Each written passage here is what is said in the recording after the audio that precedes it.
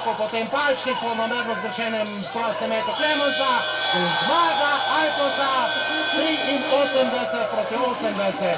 Senzacija v Šentjurju, vendar samo za tiste, ki niso spremljali tega srečanja.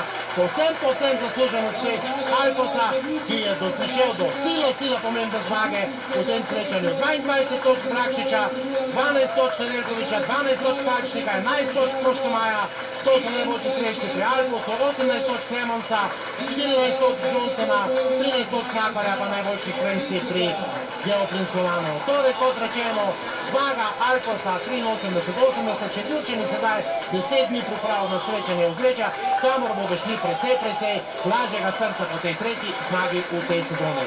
Toliko za nocoj izkušnje, se ponovimo pa še enkrat, velika zmaga Alposa proti favoriziranem Geoplin Slovanu 83-80 in povsem zaslužen zmagovalni ples Šentjurčanov na sredini igrišča.